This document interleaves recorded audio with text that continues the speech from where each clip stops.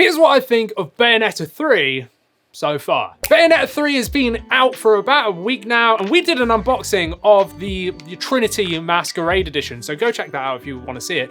But yeah, I've been playing Bayonetta 3 live on the channel, by the way, so go down there, subscribe, and turn on notifications if you want to see some live streams. So as a big fan of Bayonetta in general, I've been like super hyped for this game, you know? It's been a long time, it's been like 8 years or whatever since Bayonetta 2, and well, I had so many expectations of this game, and I really wanted it to live up the hype. And then of course we had all this controversy with, you know, the voice actors and all that stuff, which has been covered to death on this channel as well, which you can see if you want to.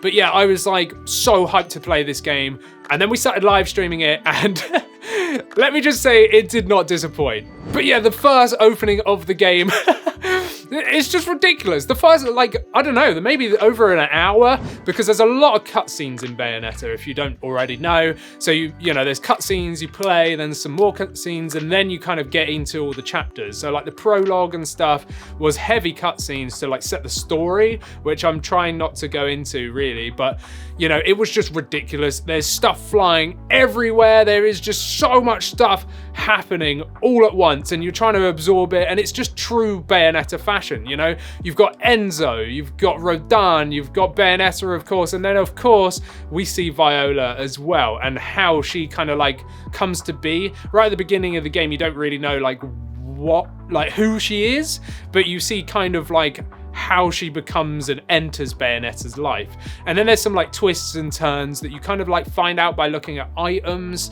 and their descriptions in the game and stuff. But yeah, it is just full-blown Bayonetta through and through. But it's just been improved upon. Like, I found Bayonetta 1 was amazing, and then Bayonetta 2, they like just kept the same core like love there and then just expanded upon it, and that's what I feel like they've done in Bayonetta 3. It's still massively over the top, just like just ridiculous. I can't even express how like over the top it is.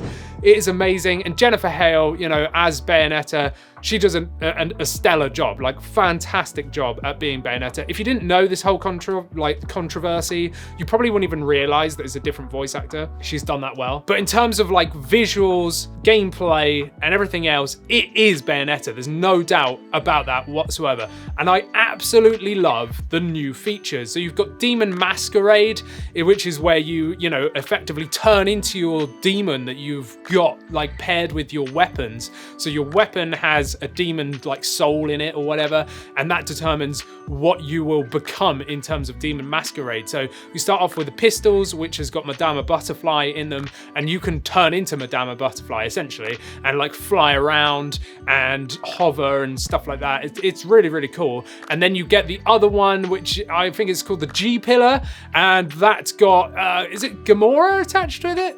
And that lets you turn into this wild, like, I don't know, like werewolf looking thing. And you can run fast and you can like fly forward if you hold B. But I love that aspect of it. It's so natural feeling to play and use those abilities. And of course you get combos and everything which utilize that. But the biggest thing for me is Demon Slave. So like the Demon Slave feature, which is where you can summon up like a freaking Godzilla sized demon and just go ham. I love that. Like looking at the trailers and stuff earlier on, I was expecting that to be like one-off instances, you know? Like, I kind of thought, oh, okay, you're gonna go into like a cutscene fight and then it's gonna force you to do that, and then that would be it. I didn't think that you could just anywhere at any time just whip out your freaking 20 million foot tall demon, you know? I wasn't expecting that. You can't pull them out in places where they wouldn't be able to fit, so you can't do it when you're in the sewers, or you can't do it if you're underneath like, you know, something where they wouldn't be able to like be because they're just too big. But if you're in like an open area, yes, you can just pull them out, and it works flawlessly because you've got the little magic gauge down in the bottom left, and providing you've got that magic gauge, well then you can summon this like massive demon, you know, like Gamora or Madama Butterfly for instance, right?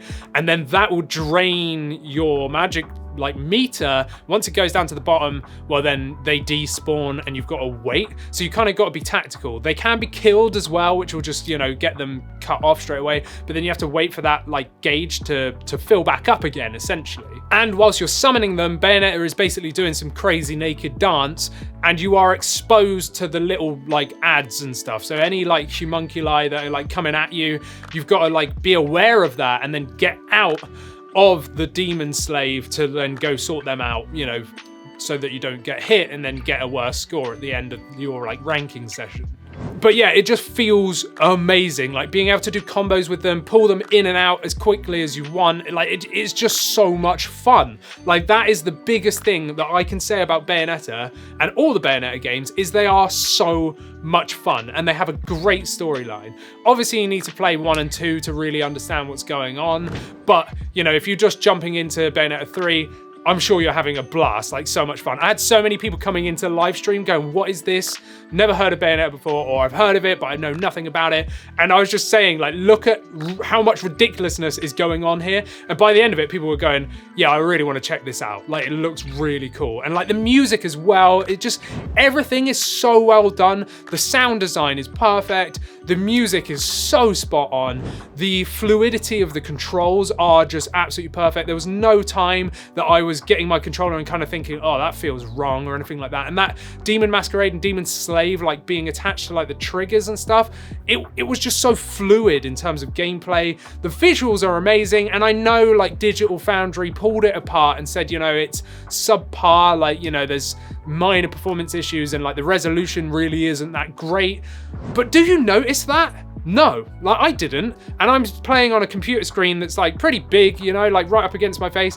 I didn't really think, oh yeah, this is running at like 840p. You know, I'm not slating Digital Foundry at all. That is what they do, and they do it exceptionally well. Like their job is to like test these games and see what they're actually running at. But for me, like playing it, I did not think, oh wow, that was really jittery, or wow, that looks really mushy, or anything like that, because I was just purely having fun. And that is exactly what this game is all about. And on top of that, you've got, you know, larger scale zones now. So the zones are bigger, so you can go and adventure more, which is exactly what you need to do, because in all the Bayonetta games, there's what I like to call cheeky secrets, where there's like extras or whatever like hidden around. And then you've got the challenges as well, which was present before. So you jump in, you get a time limit or whatever to do something, like don't die, only use this weapon, or use your Demon Masquerade or use your Demon Slave to do this move so many times. And then once you've completed it, you get, you know, like a secret item, or well, not a secret item, but you know, you get a good item or a part of one at least. And then there's new stuff, like there's a freaking spider that's a delivery service, and if you can go and catch him, then you'll get a good item as well. And then of course you've got like what shows up on your menu as like little gems, and there'll be like, let's say 3, and those gems are like animals somewhere in the level, and you've got to find them, and if you go near them, they'll run away, and they've got like a glowing red like orb on them. You have to capture them. So the easiest way to do this, I found, was using the G pillar and turning into the demon, and then holding B where you get like shot forward and just trying to like hit into them, and then you'll get one of these little gemstone things. So another like cheeky secret, as I like to call them. But yeah, there's just so much stuff going on. I find like the game never gets boring, because there's constantly new like mechanics getting thrown at you. You're either like riding down a skyscraper or on a freaking demon, or you're like running around collecting stuff, or like killing trees, or you know, you're climbing up the side of a building on a spider. There's so much stuff going on. Like it is just like the most impressive action movie, like in your face at all times, and you're playing it. Like I love it. So straight away, I'm only like I said, maybe 4 hours into the game. We've been live streaming it, and so far I'm already like overly impressed. This is exactly what I wanted from Bayonetta, and I am loving it. And of course, if you want to see me live streaming it, well then you can go and watch the previous live streams just here, my live stream 1 and 2, and make sure you subscribe with notifications turned on, because I'm going to be completing this game live. I'm only playing the game whilst I'm live, so make sure you've got notifications turned on, and maybe you'll, you know, come into live stream and I'll see you there, and you can come and chat to me and stuff, because it's pretty cool. So yeah, see you later.